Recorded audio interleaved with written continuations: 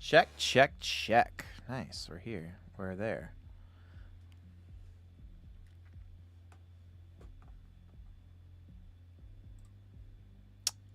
All right, and let's get the vidya started.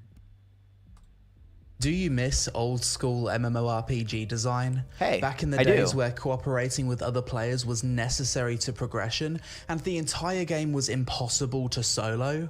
Yeah. Did you enjoy the likes of EverQuest, Ultima Online, and Project Gorgon? And Final Fantasy XI? Are you excited for Pantheon Rise of the Fallen? If the it ever answer comes to out. any of those questions is yes, then the game we're going to be talking about in this video is likely to be right up your alley.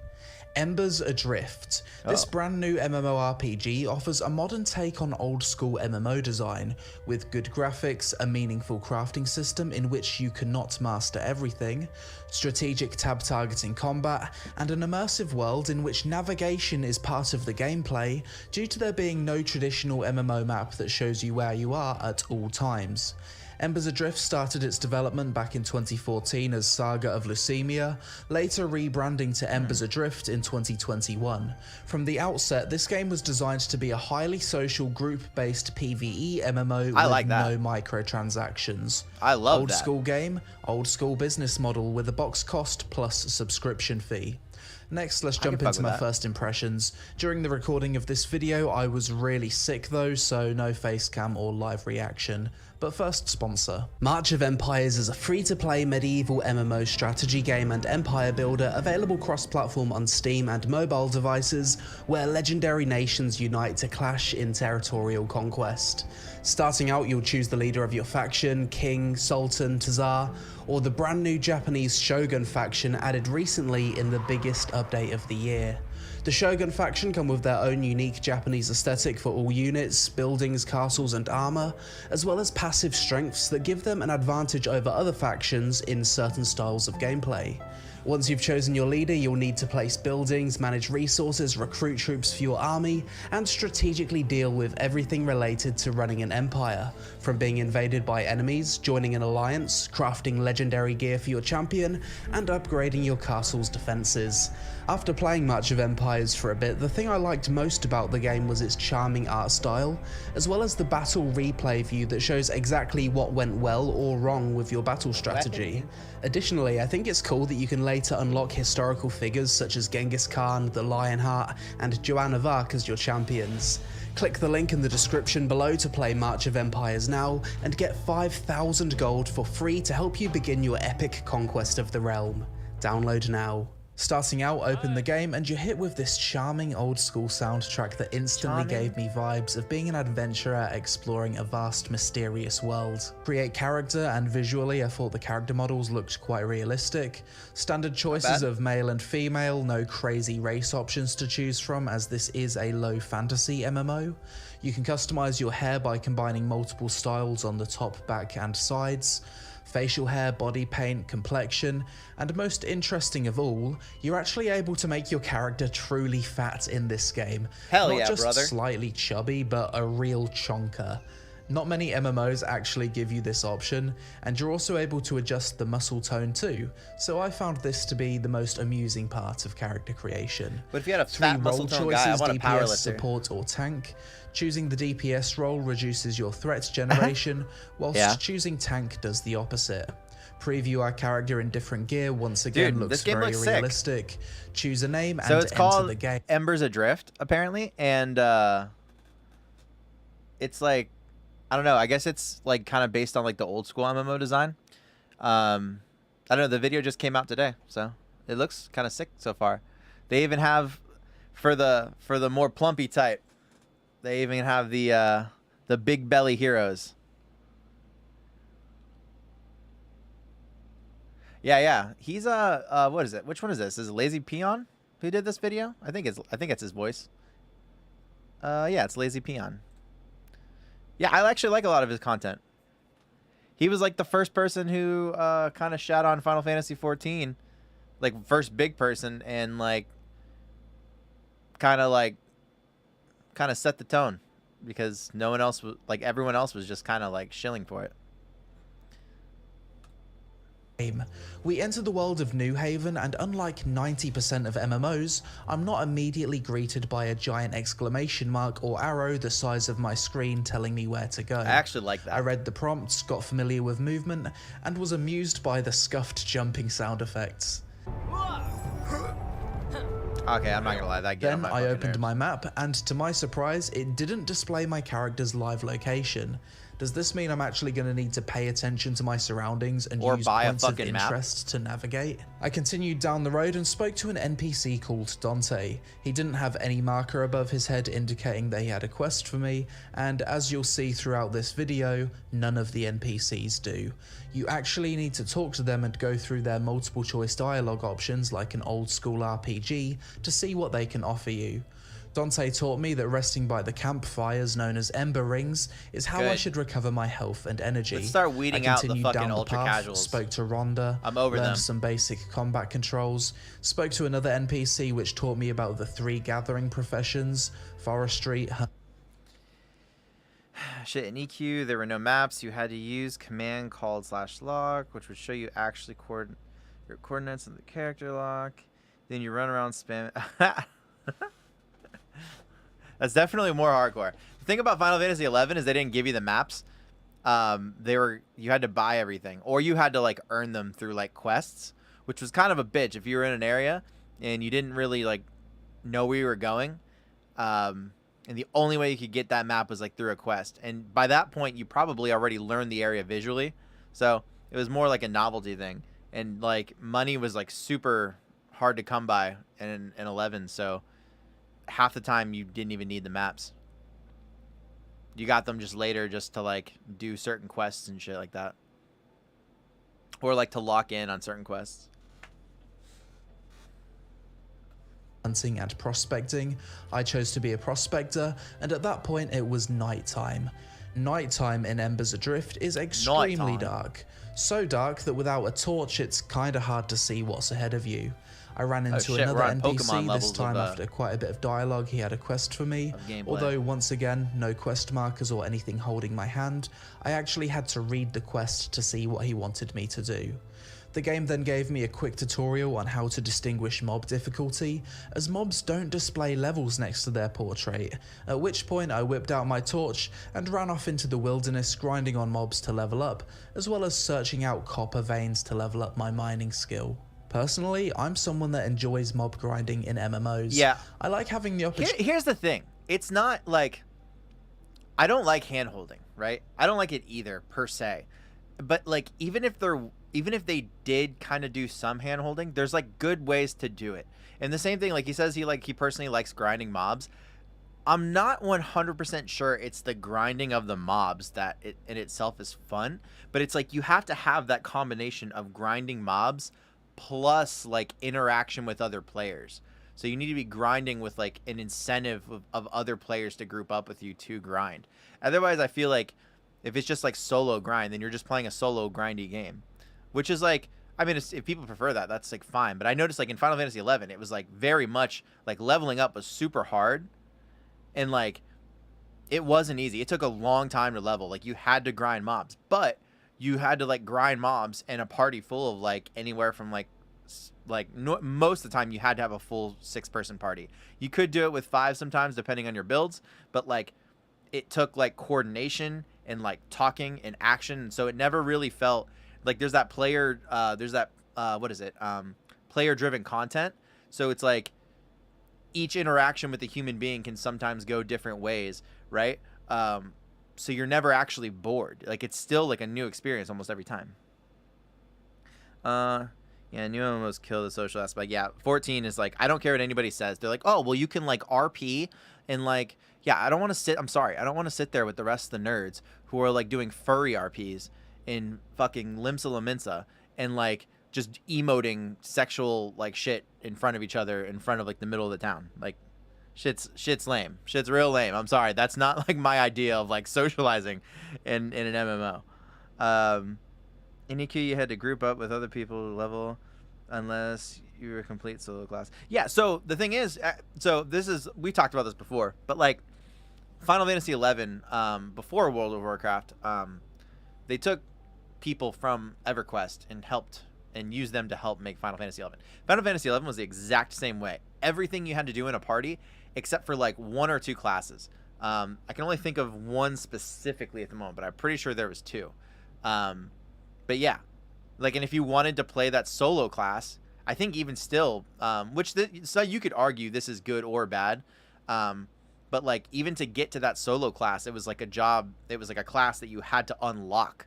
So you get like 6 basic classes, in which you have to level them to, I think it was like level 30. And then you have to do a quest to go unlock, the other class. So I'm right there with you on that shit.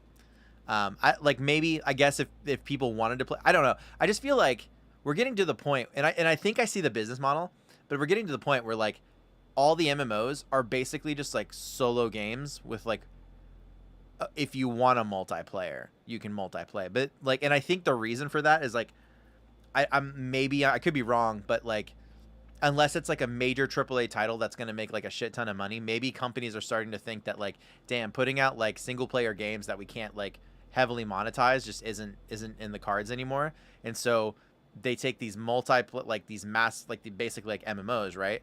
And they dumb them down for like single player purposes and give you the option of multiplayer. But that kind of kills the entire like purpose of like an MMO. There are classes that are default better at soloing and EQ than others, but they don't get the ability to solo effective efficiency. Oh, true. Yeah, I mean, like, even in 11, kind of the same, except for, like, no matter what, if you wanted to do, like, hard, like, that end game, like, hard content, you had to party up. Like, the solo players would eventually have to conform. But, like, I mean, what the fuck? It's an MMO. Like, I don't know. I don't know how the argument shifted from, because as you can tell, it actually triggers the fuck out of me. But, like, I don't know how the argument shifted to, well, if you don't like this game, go play another one. When it, like, in, like, the ultra casual solo player telling the MMO person that. When it's like, motherfucker, this is an MMO. Or it's supposed to be anyways, right? Like, wasn't that our argument that, like, hey, why should this game become, like, a solo game when there are other solo, like, one-player games out there? And it's like, I don't know. I saw Asmongold make this really weird claim. He said something like along the lines of, well, other people just want to play with other people around. What the that shit is so dumb. Well, it doesn't even have to well, some devs it's going to make MMOs challenging these days outside of high-end raid content. Yeah, it doesn't. Yeah, but the thing is about raid content. Here's the thing, right? Because this is like Final Fantasy 14 basically like embodies this problem if you want harder content, right? They do have harder content, but it's like it sticks out like a sore thumb because the game is so soloable and so easy. And then it's like, oh yeah, like, and then people will say like, oh well, this game has hard content. Well, this game has hard content. It's like, yeah, it does, but it's like, it's so far out of the way. Like, it doesn't feel good. It's like it's there just to be there to shut everyone up, and it's not like an integral part of the game. And it doesn't even. It's not even that it has to be hard. It's just like everything else is just so not challenging that it's like when you finally like have something that at that level that then is like actually kind of hard. You have to practice and like memorize the stuff for, which I also think that's kind of boring too. But whatever. Like it's just so lame. Like it doesn't feel good. It's actually just frustrating. You know what's weird though? Like you're not wrong. Like his take on MMOs, I feel like has gotten worse. But like it didn't. I feel like it wasn't always that way. Like again, he said something.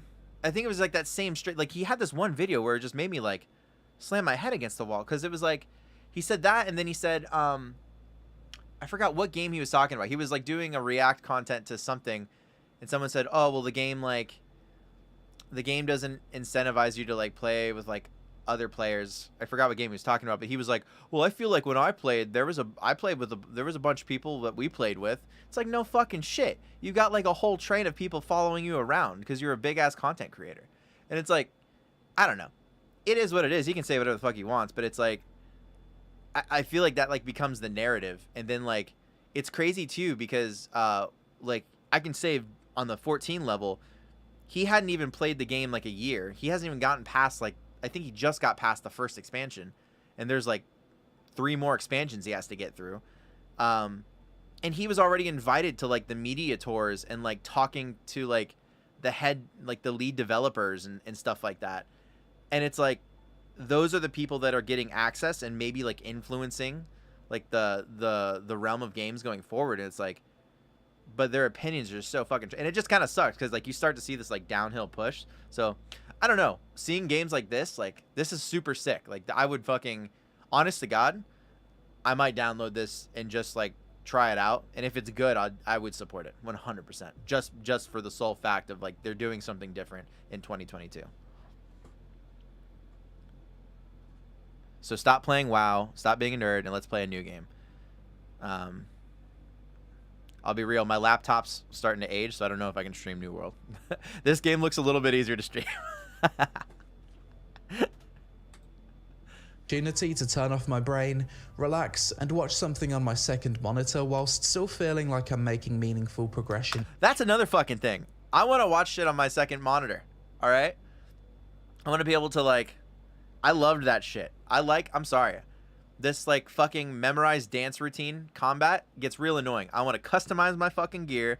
I want to like play RPG shit, and I want to like actually think my shit through, because you know what? Yeah, I'm here to relax and like play video games and have fun. But you know what? I think having fun means using my brain a little bit. Maybe I'm a fucking nerd. Maybe I'm a little weird. I don't give a shit.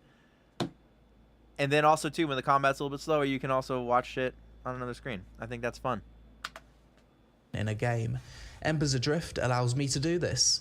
However, due to the game having quests and strategic group-based content, this is not your only form of progression, and due to the world being designed with a mix of both group mobs, solo mobs, aggressive mobs, and passive mobs, as well as constantly needing to be aware of my surroundings for navigation purposes, grinding in this game felt more engaging and less brain-dead than other MMOs.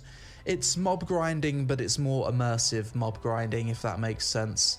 God damn, that shit is dark. Holy fuck. Look, compared to daytime, he wasn't joking.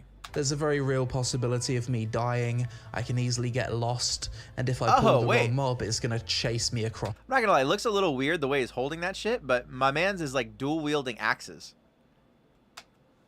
The map. It was during this time that I realized that the tab targeting combat in Embers Adrift. What is going on? That's like, that kind of looks like shit. It was like the wrong animation for his bow, and so he had his axes up all weird. Actually has more depth to it than you'd initially think. But I do like the dual wielding axes. Depending on your weapon, you can see the timings for your auto attack weapon swings. During periods of downtime, you can move yourself out of the mob's attack range, only going back into range when your attack timing is off cooldown to completely avoid taking damage whilst you're waiting for cooldowns. I mean, if everything's on... Lance, one of these days, we gotta watch like some of like the original combat for FF14 1.0, because when they got to the end of that shit, it was actually like pretty cool. It was kind of like EverQuest like. It was basically like if they took 11 and they made it like a new 11 game. It sucks that that didn't go further, that they turned it into like a worse WoW clone, but it's super interesting. I feel like your thought on that would be pretty interesting. Cooldown and you're not feeling lazy, why wouldn't you do this? So essentially, kiting mobs around and timing your attacks is a big part of optimizing your gameplay in Embers Adrift, and I can imagine that in a group setting this could also allow for some rather unique encounters. After about 30 minutes of grinding, I got to level 2 and unlocked my third ability, which felt like a nice achievement at the time. Shortly after, I realised my character actually started with a bow, and I could switch between melee and ranged weapons using the X hotkey. I continued to grind mobs, this time as a ranger, and eventually I made the mistake of attacking a mob intended for groups. This mob wrecked my face, so I ran away expecting it to de-aggro, but it didn't. I had to run all the way back to the camp to be rescued by a guard to get this mob off me. Lesson learned, be careful what you attack, because you're getting chased across the entire map if you're unable to kill your target. More mob grinding and I hit level 3, no new abilities this time but additional stats that would allow... I don't know if they did this in EverQuest, but there was this funny thing that happened in 11. They actually patched it out and I was kind of mad when they did, because I thought it was just like kind of funny content. But basically mobs would chase you to the end of the zone barrier, and like people, what would happen is like, there'd be a bunch of parties and they would make camps in these zones, and like a party would fuck up and they would all start like running, but in the process of running they would like pull other mobs, and there would be like a train of mobs going through these camps, and like everyone would have to start running and you'd have like the entire zone like clear out. It was actually like kind of funny.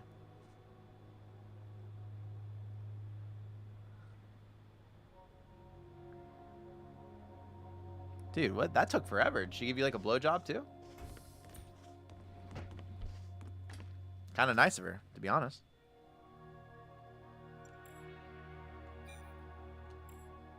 Wait, Indian food though. Damn. Actually, Indian food sounds fire right now. Next time you're down, there's an Indian place that's like really good. We gotta go hit that up. Niang.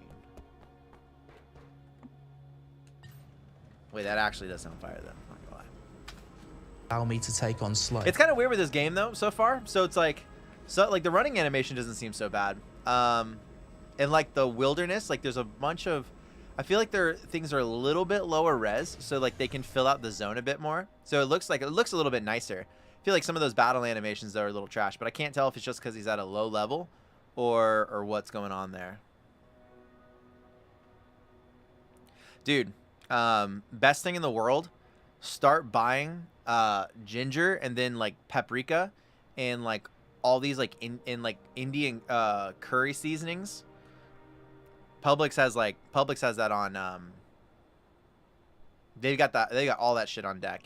I get like tons of like seasoning mixes, and so if I'm making like turkey burgers or like whatever, I get some badass flavors.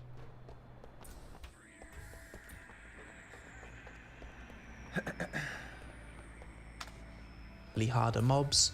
Another 45 minutes later and I dinged level 4, unlocking my fourth ability. So he is low level. At this point I'd basically spent the first 2 hours of gameplay at the same forest outpost area grinding mobs. It was time for me to venture further down the road. Eventually I came to a crossroads with Turmeric, new NPCs. I put that shit on everything. I spoke to them accepting any quests they had and continued down the road to a village with even more NPCs. One of which would allow me to choose a second profession once my first profession was at level 6. To the east of this village was a mining camp where I needed to search for a lost boy. I explored the area, completed the quest objective, and returned to the NPC. Eventually, to continue this quest, I needed a group, as the mobs in this area weren't soloable. I continued grinding mobs and gathering ore, eventually getting to level 6 prospecting, which allowed me to get my second profession. I chose weaponsmith. What I didn't know was that as a weaponsmith, I'd need resources such as logs and animal hides to create equipment that would be noticeable upgrades. This would mean interacting and trading with other players, which is the core of the game. It was at this moment that I felt the game would be best enjoyed in a friend group of 3 or 6. If you had 6 friends, you'd have each profession covered. With 3... Oh, you fucked up. Dude, you always go spicier, like with Indian food. You got medium. What are you doing with your life?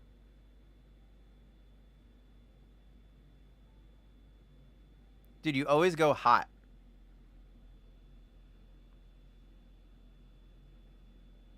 You think? No. You always got hot. Like, you never go, because Indian food, I will say, like, hot can kind of be varied. I'll give you that. But, like, hot is normally manageable. If you go to, like their S tier hot, then, like, you're kind of playing with fire, quite literally, right? But, like, normal hot should be good. Especially, like, curry and shit like that. Like, the sauce, man. The sauce takes care of it for you. Friends, you could get by pretty well with 1 gathering profession and 1 crafting profession each. If you're a solo player and you don't want to interact with people for trading or questing, then this game isn't for you. There's no way around it. As a pure solo experience, you'll get to the point where you'll want to upgrade your gear or do a quest, and you'll hit a wall. I continued playing the game solo, got to level 5, got my weaponsmithing to level 6, and at that point I stopped playing because 1, I didn't have any friends to play with, 2, my time zone is kinda awkward, and 3, during the recording of this video, it was the beta of the game and not full release. Oh shit, okay, it's in beta. I was gonna say, cause like, so I don't know how it was in EverQuest. I'm gonna assume, especially like back in the day, like all MMOs were pretty much like this back in the day, but I don't know how EverQuest is now. I know that even on like private servers, to get the classic experience, Final Fantasy 11 basically, you don't have to like have real life friends to play that game. In fact, I think when I played that game initially, I didn't have it, like none of my friends played that game. I was the only one who like played that. And so like all the friends that like I had in game, I made in game. And that's kind of been like the experience every time I've gone on a private server too. You don't have, like, I hate the fact, like, that's another thing. It's like, I hate the fact that like MMOs now, they're like, oh, well then like get friends into it, get friends to play. It's like, I shouldn't have to. It's supposed to be a fucking social game. It's supposed to like craft those experiences. Okay, cool. I was gonna say, cause like, man, that's such a bummer. But if this is beta, that makes more sense. And like, truth be told, it doesn't sound like a ton of people knew about this game. So, and if it's beta, also too, what's kind of dope is like, hopefully they fix those animations and shit, and like, I don't know, make like more encampments for people to party up and fight mobs. That'd be pretty sick. To get too invested with the launch of the game being so close.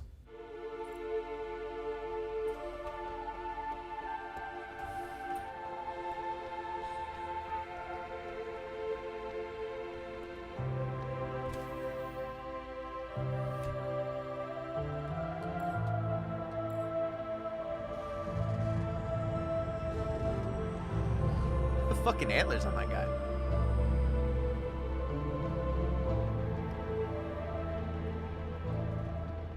So what do I think about Embers Adrift? First of all, I'm really happy this game exists. It's a unique game in today's MMO market purely because it relies so heavily on playing in a group. I fucking said this too, and I'm gonna, oh shit. Missing story. I trust you aren't here to mock me. That'd be a waste of time.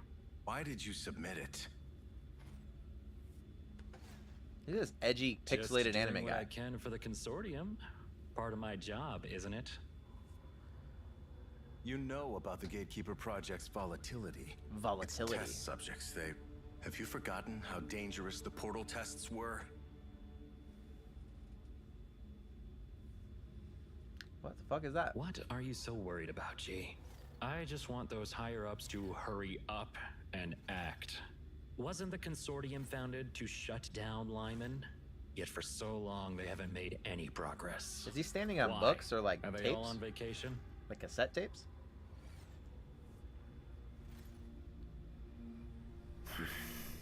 Things are not always what they seem. Stop whatever you're planning. I know you're hiding something from us. If the council finds out, there will be consequences. Thank you for your kind reminder. Though I suggest you mind your own business, G. His name is G. It's kind of hard. God, look at these graphics, Lance. That's what I was trying to tell you. The shit looks so sick. Darling, I found the area he frequently visits. Go there first. I'll try to pinpoint the exact location. New weapons will be crafted at the workshop. Oh, there's a workshop. I haven't played this game in like 2 weeks. I don't know how to use my map. Oh, right here. All right. Let's see. Fuck is that? Running here. Pharmacy. Intelligence. Unknown. Okay, I gotta head to the workshop. Clothing store. Oh, sweet. Oh, I'm gonna get some upgrades. We're about to have some cool shit. Yeah, this game is fucking sick, though.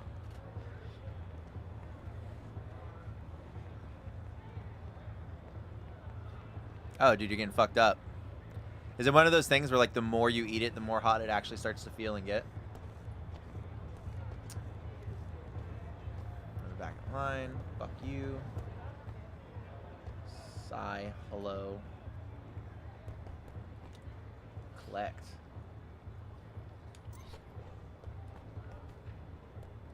Look at these like boxes and shit. This is what I was trying to tell you earlier. You can like move shit. It's like 3D, but it's like not 3D.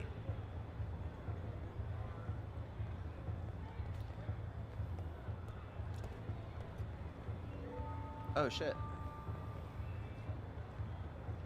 The fuck is this guy? I'm supposed to go there. No, I'm trying to explore shit.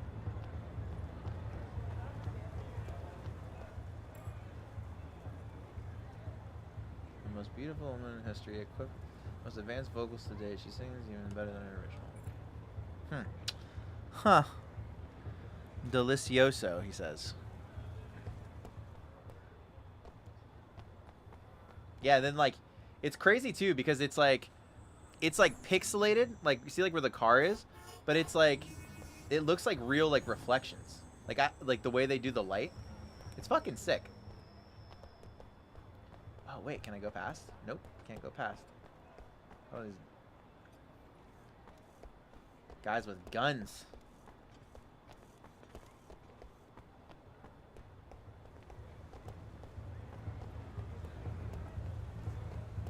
Fuck, I just went through here.